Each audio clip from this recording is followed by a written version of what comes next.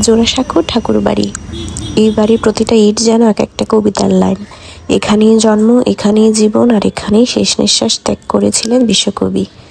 মিউজিয়ামের ভেতরে ঢুকলেই চোখে পড়ে কবির ব্যবহার করা ডিনার টেবিল, চেয়ার, কাঠের ফার্নিচার। যে বিছানায় তিনি শেষবার শুয়েছিলেন সেটা আজও যত্নে সংরক্ষিত। কবির ব্যবহৃত আয়না, প্রিয় কেদারা, এমনকি পাথরের পড়ার টেবিল, সবকিছুই যেন নীরব সাক্ষ্য দেয় এক সৃষ্টিশীল জীবনের। কবির পোশাক, আলখেল্লা, চিঠিপত্র, পাণ্ডুলিপি সবকিছু যেন ইতিহাসকে জীবন্ত করে তোলে।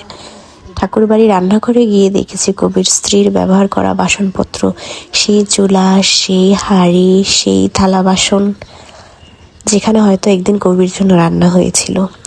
কবির ভাইদের হাতে তৈরি করা বিভিন্ন পেন্টিং, ক্রাফট পিস আর আঁকার সরঞ্জাম, রং তুলি আজও একইভাবে সংরক্ষিত। ঠাকুর পরিবার যে শুধু সাহিত্যে নয়, শিল্পকলাতেও সমানভাবে সমৃদ্ধ ছিল তার নিঃশব্দ প্রমাণ এগুলো। এখানে রাখা আছে বাংলাদেশ থেকে উপহার পাওয়া এক নৌকার মডেল, যা দুই বাংলার সাংস্কৃতিক বন্ধনের এক আবেগঘন প্রতীক। বিশ্বকবির স্মৃতিতে সাজানো রয়েছে আলাদা আলাদা আন্তর্জাতিক গ্যালারি। চীন, জাপান, আমেরিকা, ইংল্যান্ড সহ নানা দেশের সফর, চিঠি, স্মারক আর আলোকচিত্রে ভরপুর সেই কক্ষগুলো যেন বোঝায় এ বাড়ির আঙিনা পেরিয়েই তার কণ্ঠ পৌঁছে গিয়েছিল সারা পৃথিবীতে। এই আঙিনায় দাঁড়িয়ে মনে হয় সময় থেমে গেছে। সময় বদলায়, মানুষ চলে যায়, কিন্তু কিছু বাড়ি ইতিহাস হয়ে দাঁড়িয়ে থাকে। জোড়াসাঁকো ঠিক তেমনই।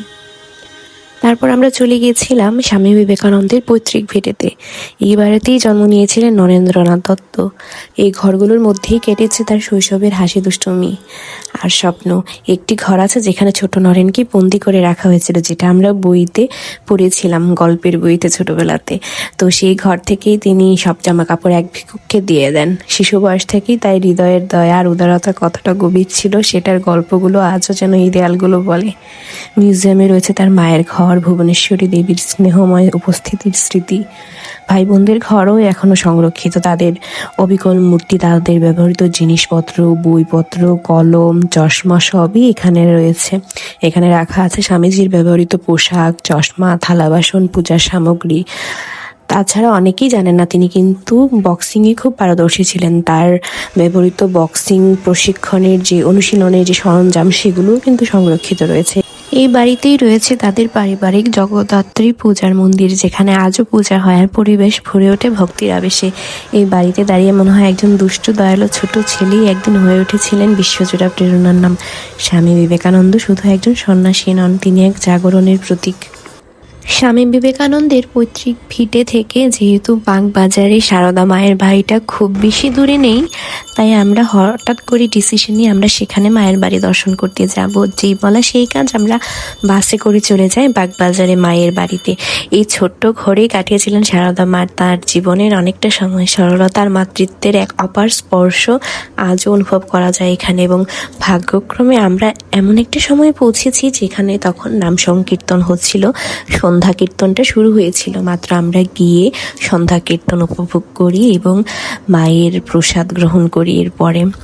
তো মা বাবা তো সেখানে গিয়ে প্রেয়ারও পেয়েছিলেন, মানে প্রেয়ার করেছিলেন সেখানে গিয়ে। মিউজিয়ামে রয়েছে তার ব্যবহৃত শাড়ি, বাসনপত্র, পূজার সামগ্রী এবং বহু স্মৃতিচিহ্ন, যা ভক্তদের জন্য এক অমূল্য ধন। বাগবাজারের বাড়িতে ঢুকলে মনটা কেমন যেন শান্ত হয়ে যায়, মনে হয় মা যেন আজও স্নেহের হাত বাড়িয়ে আছেন এখানে। এখানে প্রতিদিন কীর্তন, নাম সংকীর্তন আয়োজন হয়। সেই ভক্তিময় সুরে পরিবেশ যেন এক অপূর্ব পবিত্র আবেশে ভরে ওঠে।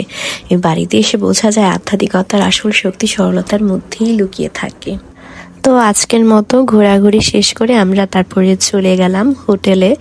তো রাস্তায় হচ্ছে আমাদের একটা ছোট্ট কিউট পুচকের সাথে দেখা হয়। সেটা হচ্ছে এটা দোকানে ওর মালিকের কোলে বসেছিল। আমরা যে অপরিচিত সেটার কোনো রিয়াক্টই করছিল না, খুব নীরবে মাথা নিচু করে বসে আদর খাচ্ছিল।